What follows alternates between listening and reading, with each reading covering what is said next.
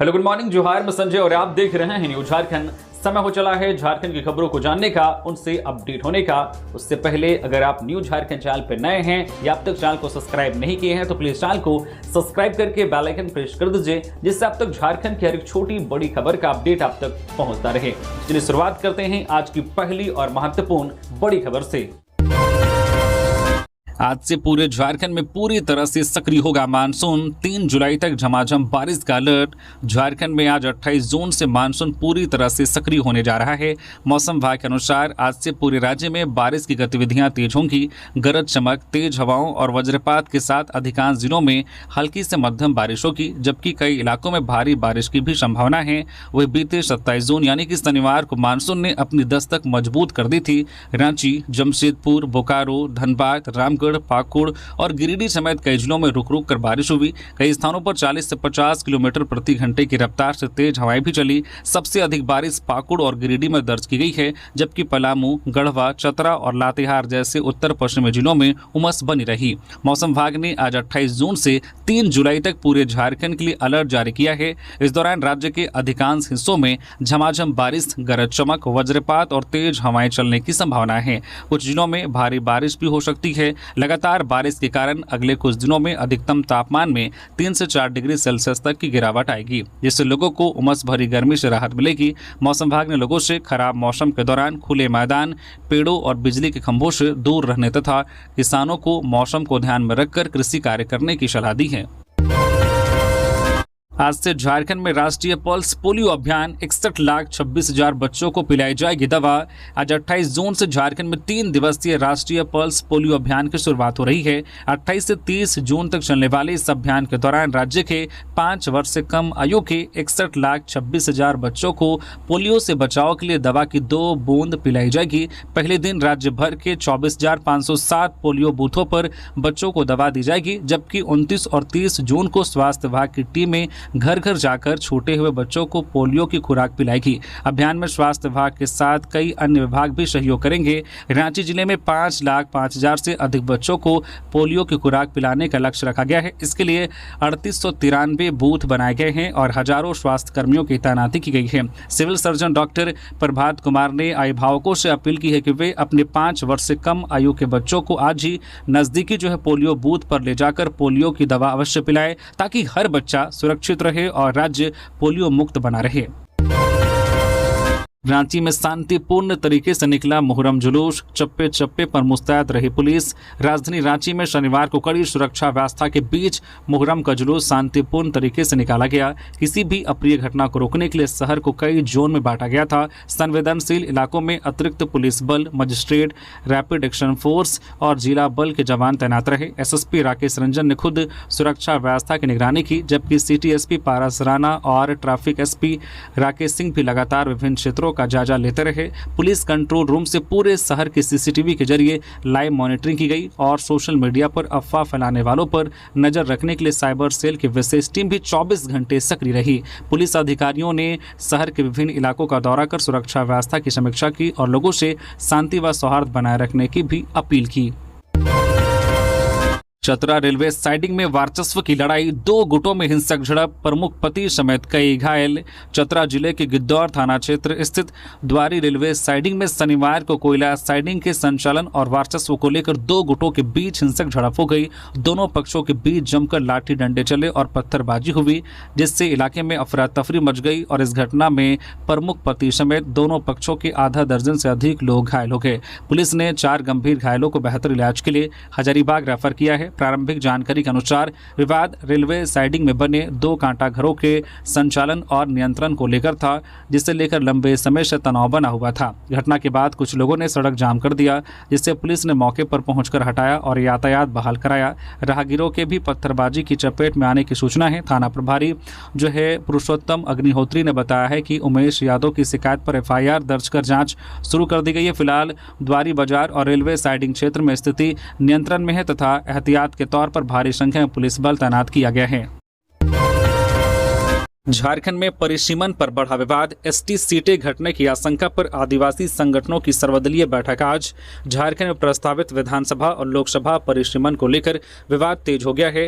अनुसूचित जनजाति एसटी के लिए आरक्षित सीटों में कमी की आशंका जताते हुए आदिवासी संगठनों ने आज रांची प्रेस क्लब में सर्वदलीय बैठक बुलाई है। बैठक में विभिन्न राजनीतिक दलों के प्रतिनिधि, वर्तमान और पूर्व सांसद, विधायक, अधिवक्ता, शिक्षाविद और सामाजिक संगठनों के सदस्य शामिल होकर आगे की रणनीति तय करेंगे। आदिवासी संगठनों का दावा है कि नए परिसीमन में 28 एसटी विधानसभा सीटें घटकर करीब 21 रह सकती है, जबकि लोकसभा की एक एसटी सीट भी कम होने की आशंका है।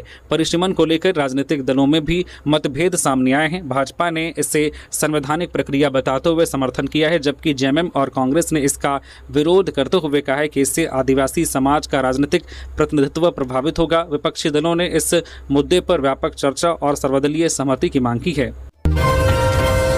गढ़वा के कस्तूरबा विद्यालय में छात्राओं की बीमार पड़ने पर बवाल, अभिभावकों का हंगामा, डीसी ने वार्डन समेत कई कर्मियों को किया कार्यमुक्त। गढ़वा के खरौंदे स्थित कस्तूरबा गांधी आवासीय विद्यालय में छात्राओं की लगातार बीमार पड़ने का मामला गंभीर हो गया है। शुक्रवार को 100 से अधिक छात्राएं बीमार हुई थी, जबकि शनिवार को भी 8 छात्राओं की तबियत बिगड़ गई। उल्टी, चक्कर और बेहोशी की शिकायत के बाद सभी छात्राओं को भावनाथपुर सामुदायिक स्वास्थ्य केंद्र में भर्ती कराया गया।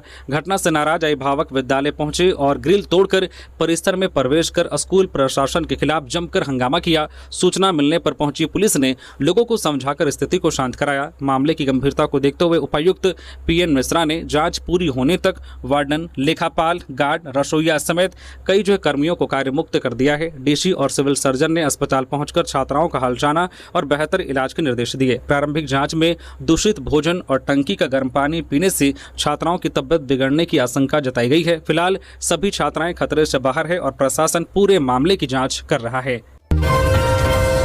लोहरदगा में मुहर्रम जुलूस के दौरान इंसानियत की मिसाल, एम्बुलेंस को रास्ता देने के लिए रोकी गई खेल प्रतियोगिता।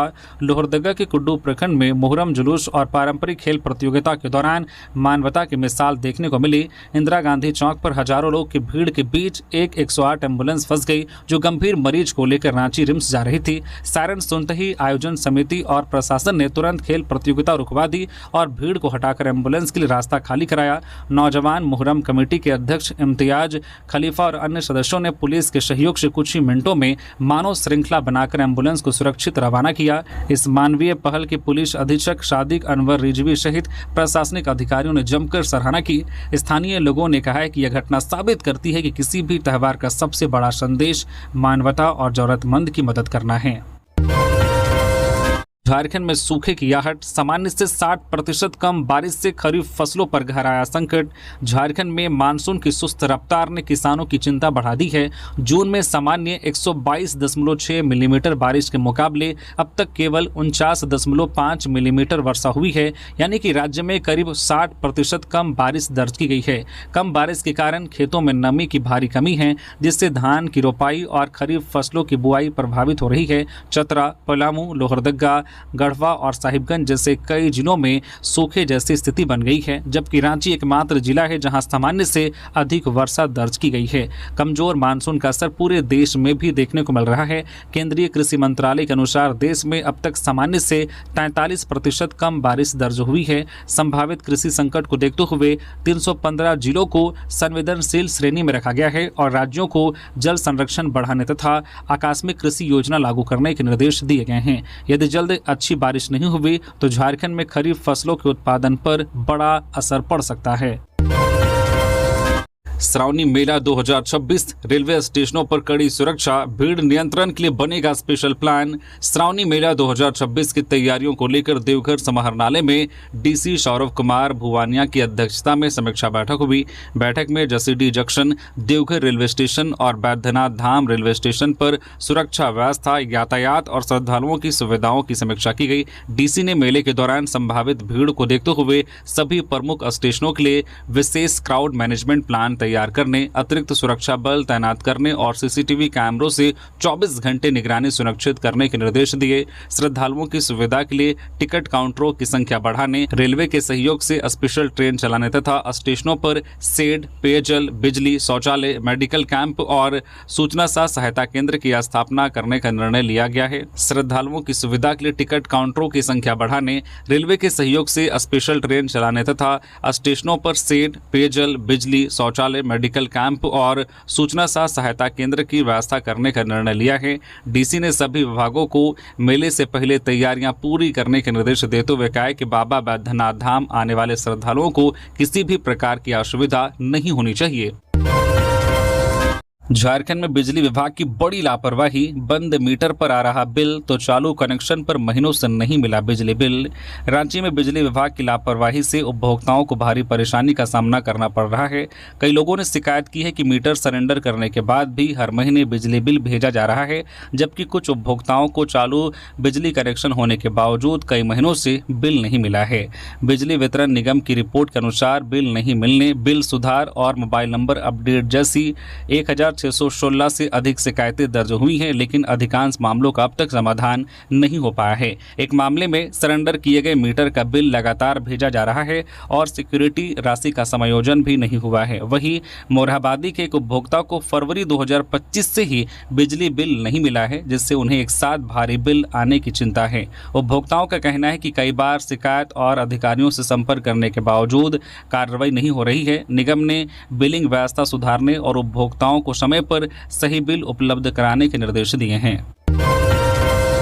गोड्डा में दर्दनाक सड़क हादसा, पुल के डिवाइडर से टकराकर खाई में गिरी बाइक, एक की मौत, एक घायल। गोड्डा के महागामा थाना क्षेत्र के बसंतराय प्रखंड स्थित मेदनी चौक के पास शनिवार को हुए एक दर्दनाक सड़क हादसे में एक व्यक्ति की मौके पर ही मौत हो गई, जबकि दूसरा गंभीर रूप से घायल हो गया। शादी समारोह से लौट रहे दो लोगों की बाइक अचानक अनियंत्रित होकर पुल के डिवाइडर से टकरा गई और पुल के नीचे नदी किनारे खाई में जा गिरी। हादसे में ललमटिया थाना क्षेत्र के लीलातरी गाँव निवासी ताला हेमरम 45 वर्षीय की मौके पर ही मौत हो गई, जबकि उनके साथ बाइक पर सवार बाबूजी टुड्डू घायल हो गए। जानकारी के अनुसार दोनों पत्थरगामा प्रखंड के मटिहानी गांव में एक शादी समारोह में शामिल होकर अपने घर लौट रहे थे। हादसे के बाद स्थानीय लोगों ने तत्काल दोनों को खाई से बाहर निकालकर पुलिस और एम्बुलेंस को सूचना दी। मौके पर पहुंची पुलिस ने शव को कब्जे में लेकर पोस्टमार्टम के लिए गोड्डा सदर अस्पताल भेज दिया, जबकि घायल बाबूजी टुड्डू को इलाज के लिए अस्पताल में भर्ती कराया गया है। पुलिस पूरे मामले की जाँच में जुटी हुई है।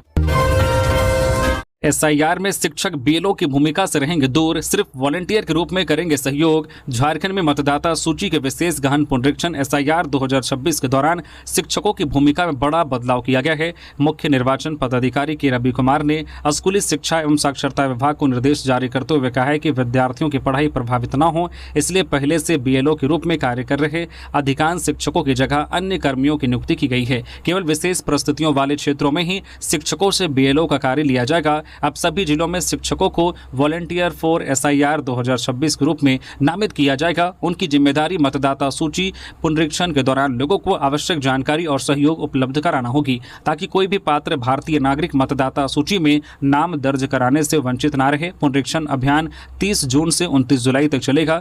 जो है प्रारूप मतदाता सूची 5 अगस्त को प्रकाशित होगी। 5 अगस्त से 4 सितंबर तक दावा आपत्ति ली जाएगी और अंतिम मतदाता सूची 7 अक्टूबर 2026 को जारी की जाएगी।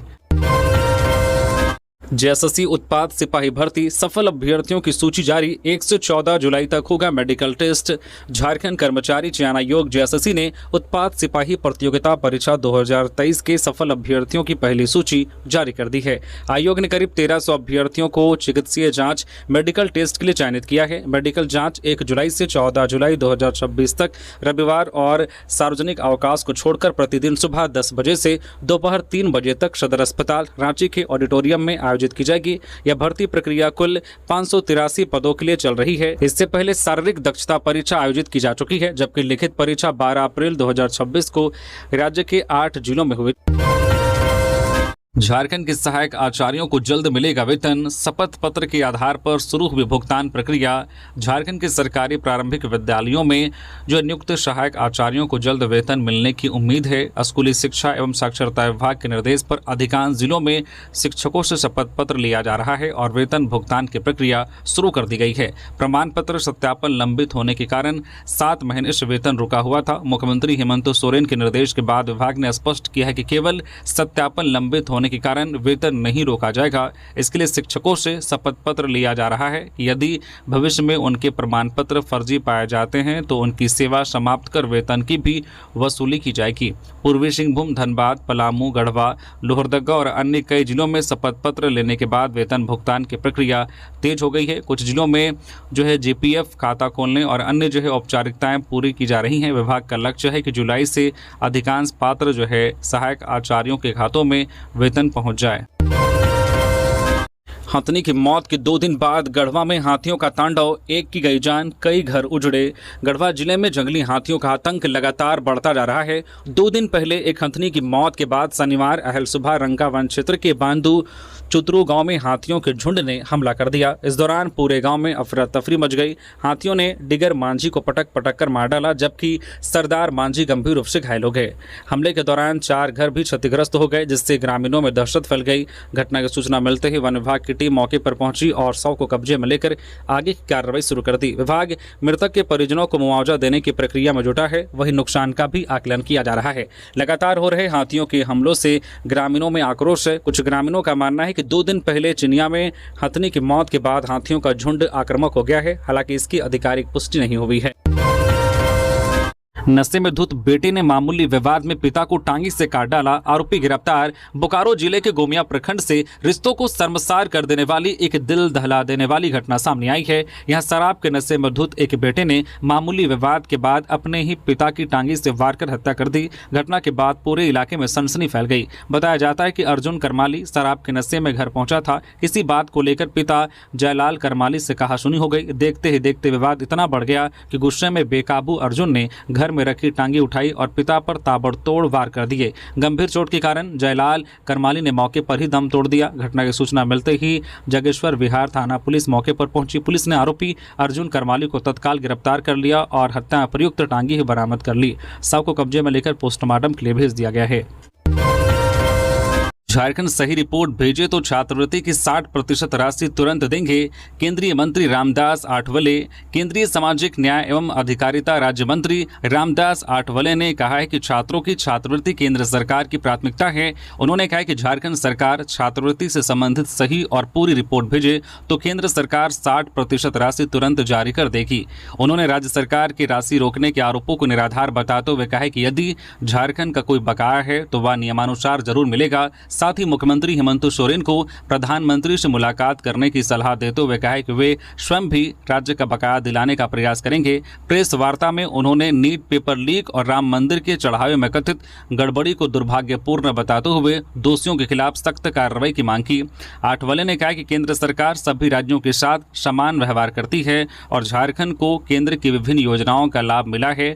उन्होंने डॉक्टर भीमराव अंबेडकर के योगदान का उल्लेख करते हुए संविधान की मजबूती की सराहना की है और कहा है कि 2029 में एनडीए झारखंड में सरकार बनाने का प्रयास करेगा। उन्होंने दोहराया है कि केंद्र राज्य संबंधों में किसी तरह का भेदभाव नहीं किया जाता और झारखंड के विकास के लिए केंद्र सरकार पूरी तरह प्रतिबद्ध है।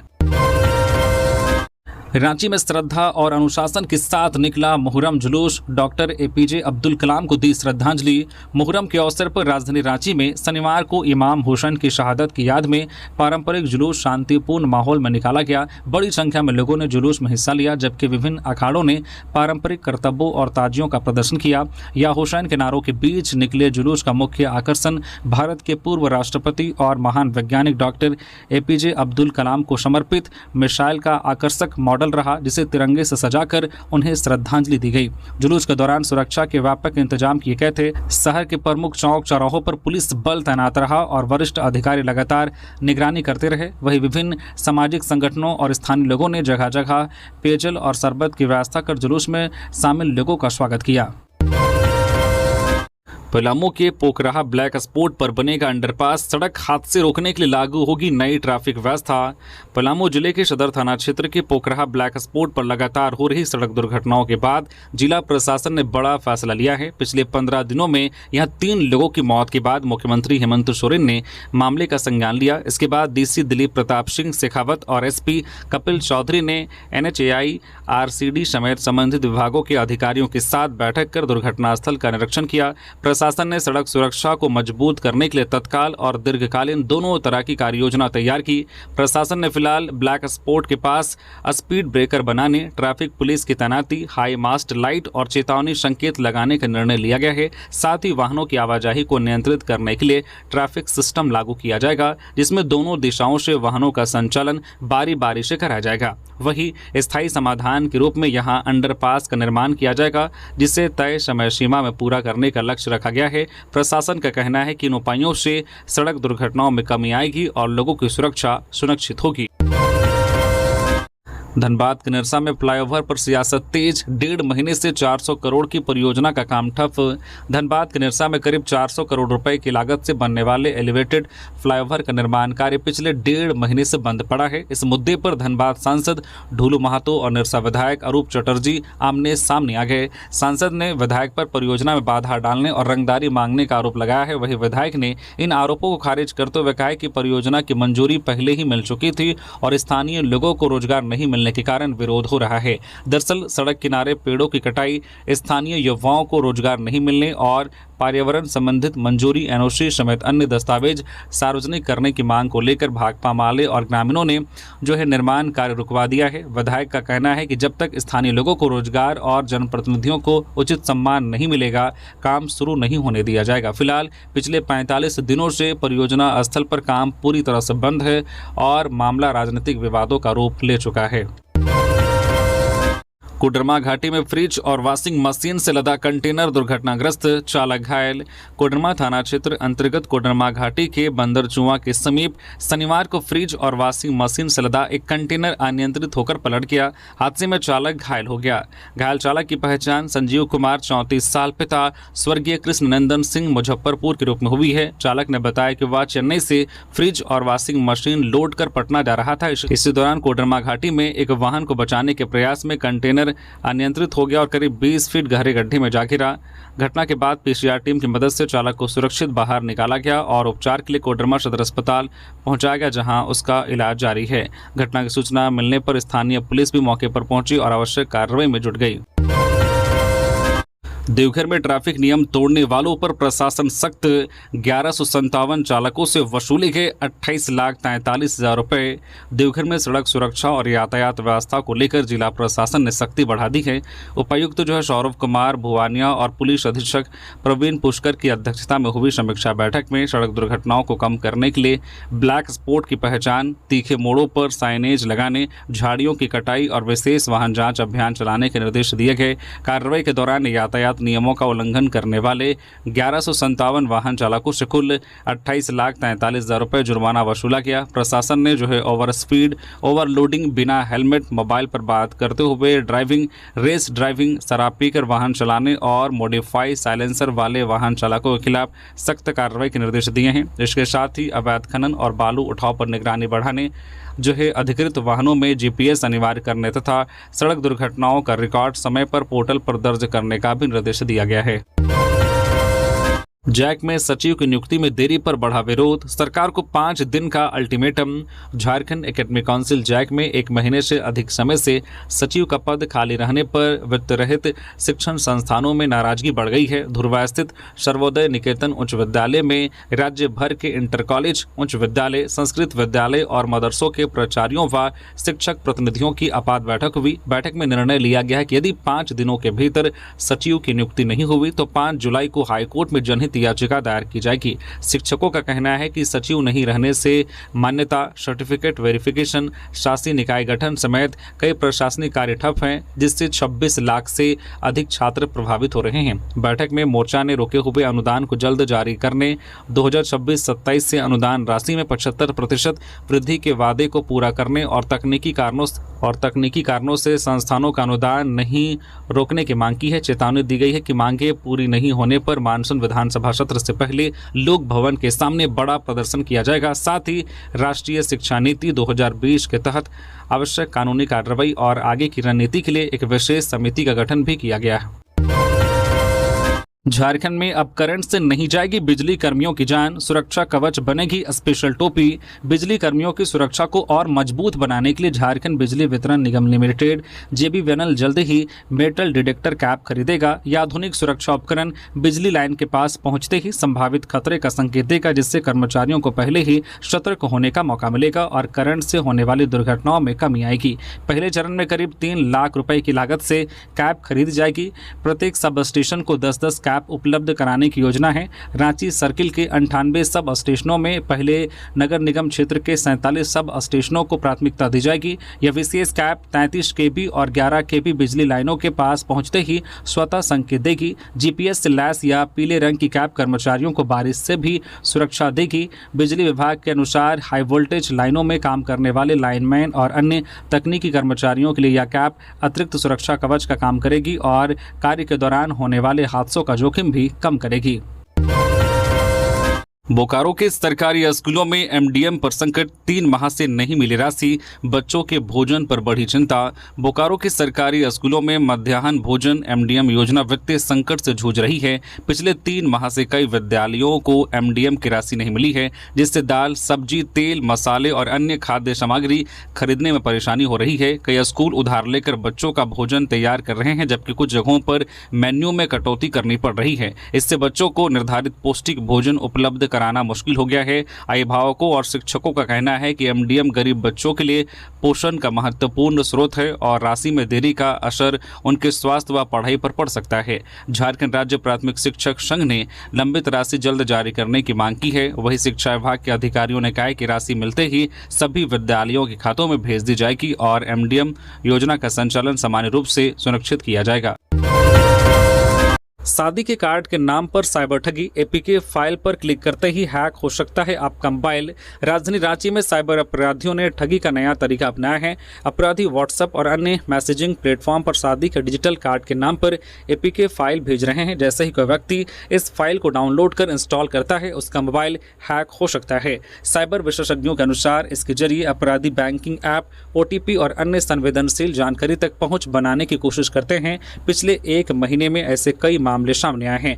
विशेषज्ञों ने लोगों से अपील की है कि किसी भी APK फाइल को डाउनलोड या इंस्टॉल ना करें, क्योंकि असली शादी का कार्ड PDF, JPG या PNG फॉर्मेट में आता है। यदि गलती से APK फाइल डाउनलोड या इंस्टॉल हो जाए तो तुरंत इंटरनेट बंद करें, बैंकिंग पासवर्ड बदलें और साइबर हेल्पलाइन 1930 या राष्ट्रीय साइबर अपराध पोर्टल पर शिकायत दर्ज कराएं। साथ ही बिजली बिल, पार्सल डिलीवरी और KYC अपडेट के नाम पर आने वाली संदिग्ध APK फाइलों से भी सावधान रहने की सलाह दी गई है।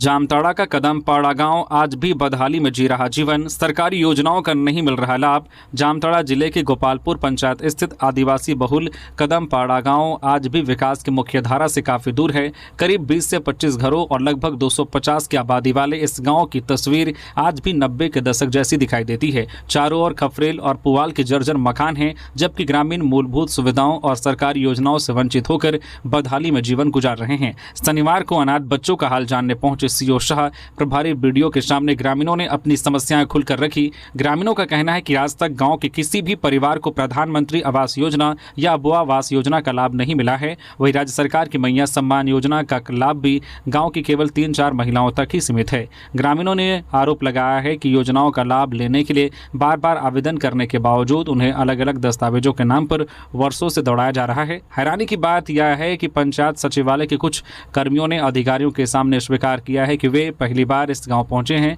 इस खुलासे ने प्रशासनिक लापरवाही और सरकारी योजनाओं की जमीनी क्रियान्वयन पर गंभीर सवाल खड़े कर दिए हैं।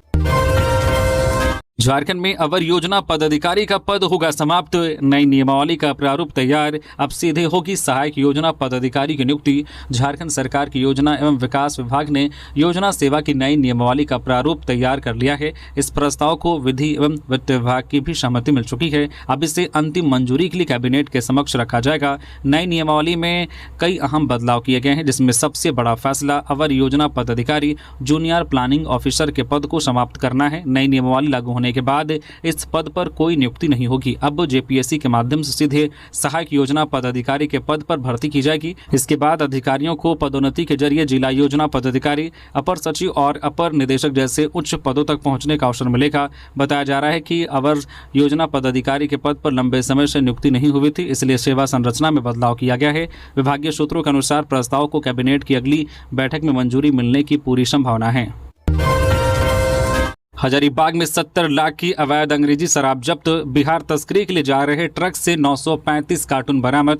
हजारीबाग जिले के बरकट्टा थाना क्षेत्र में पुलिस ने अवैध शराब तस्करी के खिलाफ बड़ी कार्रवाई करते हुए करीब 70 लाख रुपए मूल्य की 935 कार्टून अंग्रेजी शराब जब्त की है। गुप्त सूचना के आधार पर झारखंड होटल के पास खड़े 12 चक्का ट्रक की तलाशी ली गई, जिसमें भारी मात्रा में शराब बरामद हुई। पुलिस ने ट्रक को जब्त कर उसके चालक दलजीत सिंह, जो उत्तराखंड का निवासी है, को गिरफ्तार कर लिया है। प्रारंभिक जांच में सामने आया है कि शराब की यह खेप बिहार में तस्करी के लिए भेजी जा रही थी। मद्य निषेध एवं राज्य स्वापक नियंत्रण ब्यूरो पटना से मिली सूचना के बाद हजारीबाग एसपी अमन कुमार के निर्देश पर विशेष टीम ने यह कार्रवाई की। बरही एसडीपीओ राधा प्रेम किशोर ने बताया कि पुलिस पूरे तस्करी नेटवर्क की जांच कर रही है और इस अवैध कारोबार में शामिल सभी लोगों के खिलाफ सख्त कानूनी कार्रवाई की जाएगी।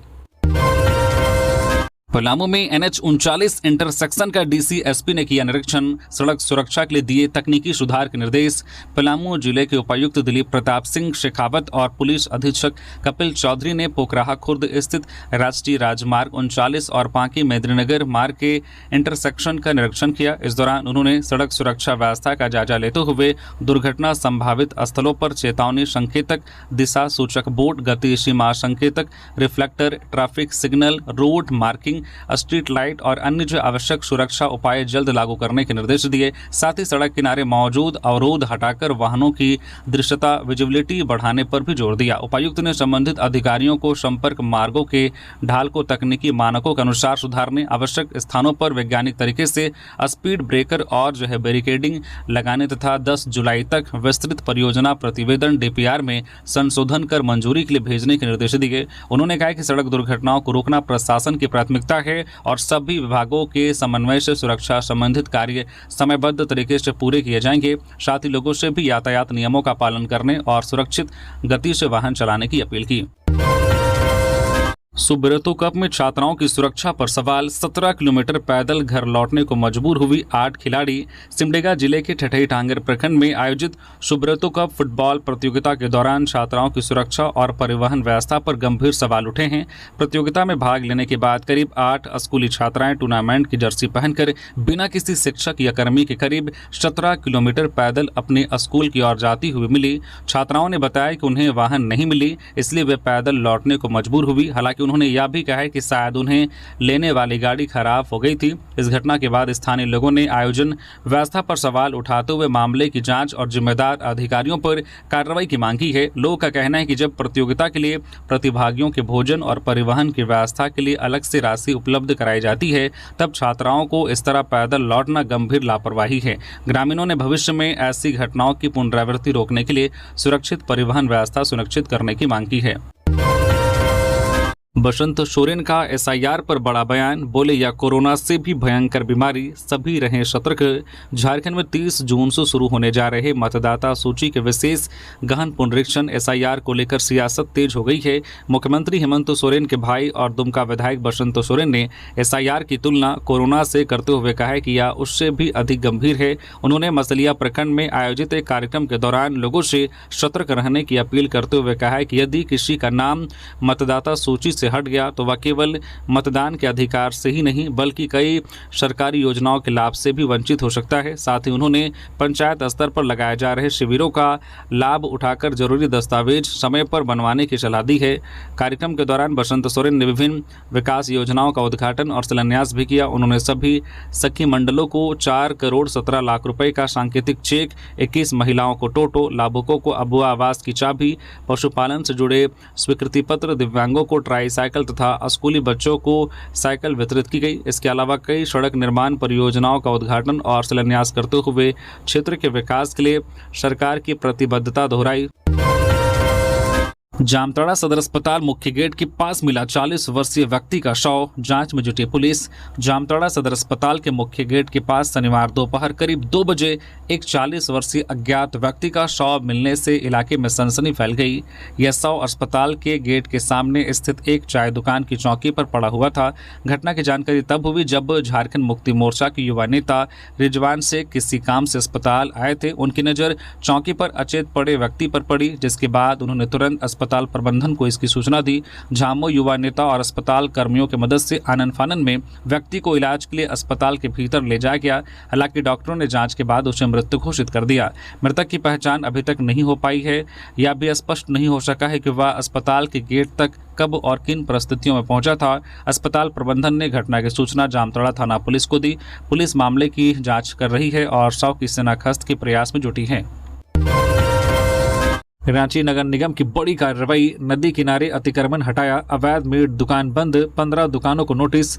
रांची शहर को अतिक्रमण मुक्त बनाने के लिए नगर निगम ने शनिवार को सहायक नगर आयुक्त के नेतृत्व में डीपीएस चौक से डिप्टी पुल होते हुए अरगोड़ा तक विशेष अभियान चलाया। इस दौरान सड़क, फुटपाथ, सार्वजनिक स्थल और हरमू नदी के किनारे किए गए अवैध कब्जों पर कार्रवाई करते हुए करीब 8 अस्थायी अवैध संरचनाओं को हटाया गया। निगम का कहना है कि जलाशयों के कैचमेंट क्षेत्र को अतिक्रमण मुक्त रखने के लिए यह अभियान लगातार जारी रहेगा।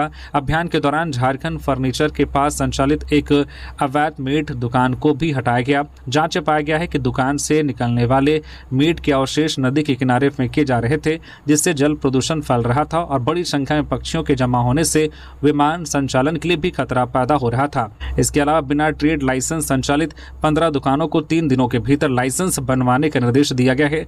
नगर निगम ने चेतावनी दी है कि निर्धारित समय में लाइसेंस नहीं लेने पर संबंधित दुकानों को सील कर दिया जाएगा। तो ये थी आज की झारखंड की टॉप बड़ी खबरें। इसी तरह से झारखंड की हर एक छोटी बड़ी खबर देखने के लिए आप हमारे न्यूज झारखंड चैनल को सब्सक्राइब करके बेल आइकन प्रेस कर दीजिए, जिससे आप तक झारखंड की हर एक छोटी बड़ी खबर का अपडेट आप तक पहुंचता रहे। तो अभी के लिए बस इतना ही, फिर मिलते हैं किसी और खबरों के साथ। धन्यवाद।